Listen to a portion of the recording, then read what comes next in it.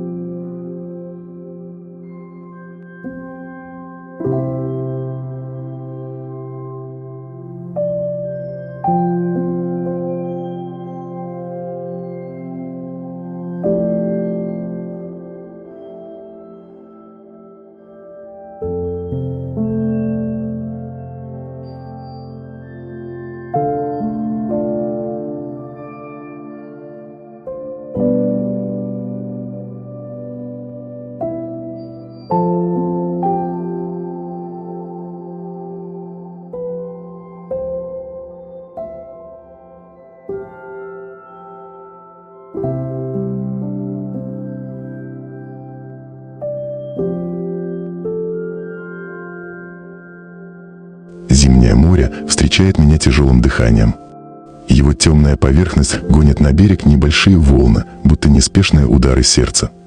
Северо-западный ветер свистит в ушах, и в этом свисте слышится древняя песня. Воздух густо насыщен йодом, солью и запахом водорослей.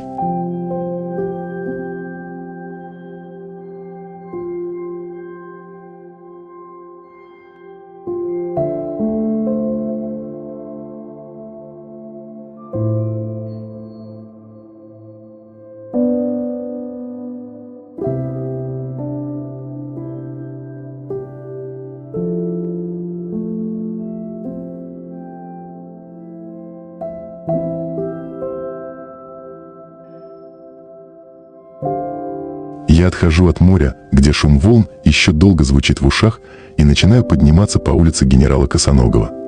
Шаги отзываются на асфальте, а ветер постепенно стихает, словно уступая место тишине поселка. По обе стороны улицы дома, каждый со своим характером. Старые, послевоенные постройки стоят скромно, с облупившейся штукатуркой, с низкими крышами, где время оставило свои следы.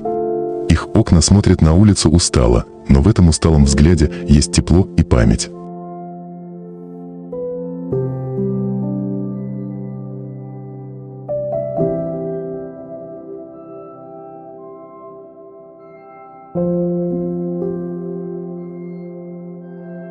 Рядом новые здания, свежая краска, аккуратные ухоженные дворы. Они словно говорят о сегодняшнем дне, о том, что жизнь продолжается и поселок меняется. Старое и новое здесь соседствуют без спора. Они стоят рядом, как два слоя времени, один хранит прошлое, другой строит настоящее. И в этом соседстве чувствуется особая гармония. История не исчезает, она просто переплетается с современностью.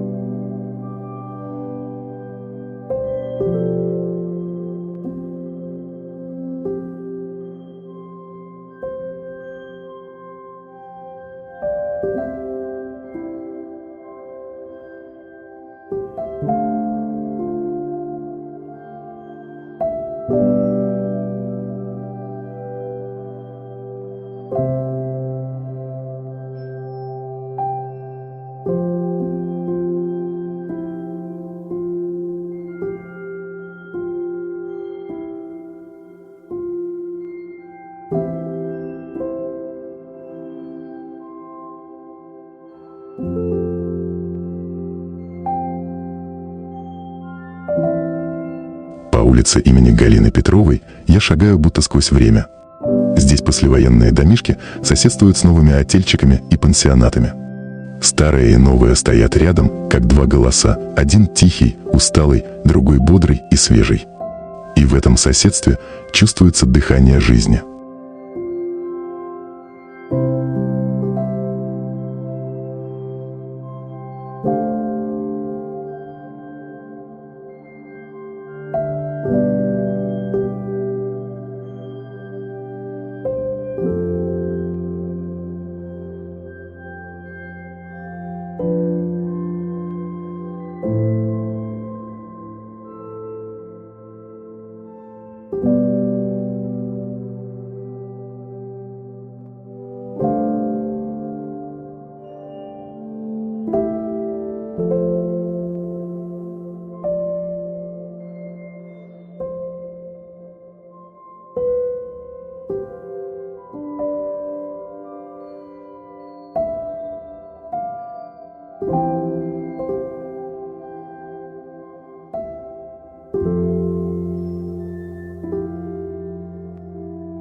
Я иду дальше, и впереди постепенно вырастает силуэт мемориала «Парус».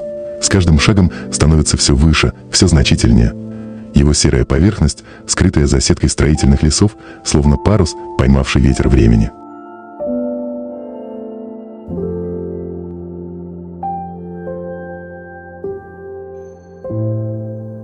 Я поднимаюсь выше, и с площадки мемориала открывается вид на весь поселок.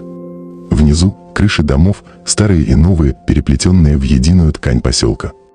Узкие улицы тянутся к морю, словно жилы, питающие его дыханием. А за ними море. Оно остается вечным фоном этой земли, неподвижным и бесконечным, как сама память.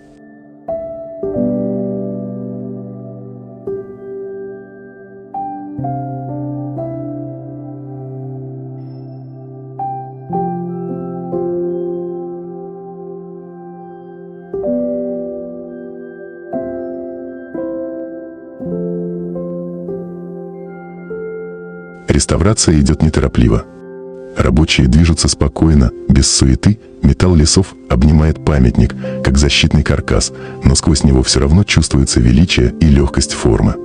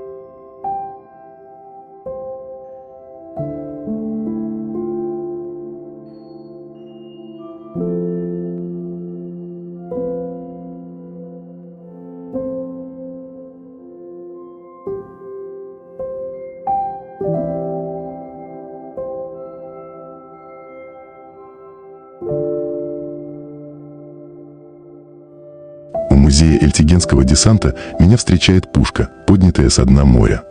Ее ствол направлен в сторону горизонта, словно она все еще готова к бою.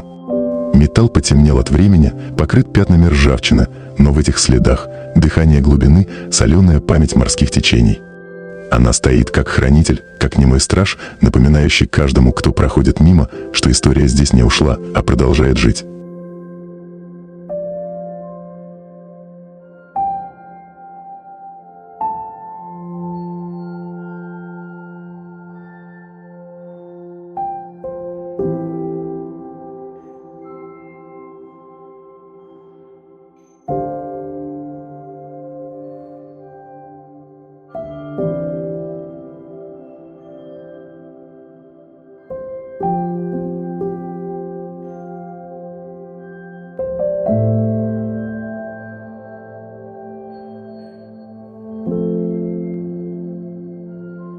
Рядом раскинулась открытая экспозиция.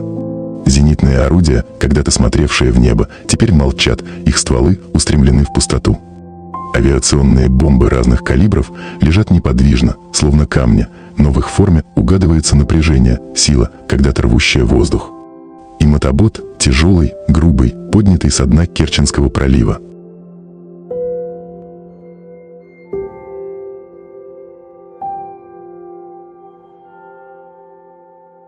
Его корпус изъеден водой, но он хранит в себе память о том дне, когда люди шли на штурм, зная, что могут не вернуться.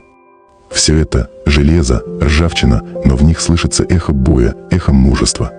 Кажется, если прислушаться, можно услышать гул моторов, крики команд, удары волн о борт.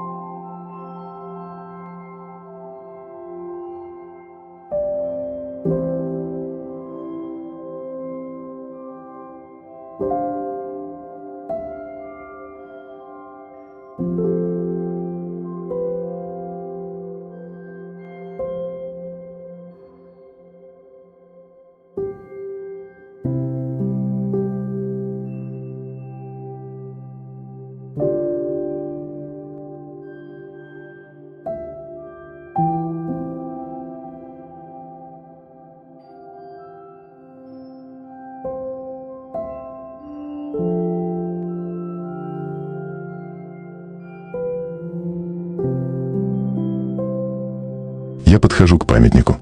Здесь пространство словно меняется. Тишина становится плотной, глубокой, почти осязаемой. Ветер стихает, и море будто замирает, приостанавливает свое дыхание. В этой паузе чувствуется ожидание, как будто сама земля и вода склоняют головы. Здесь каждый камень, каждый порыв ветра напоминает: были люди, которые отдали все, чтобы мы могли идти этой улицей, смотреть на море, дышать свободно.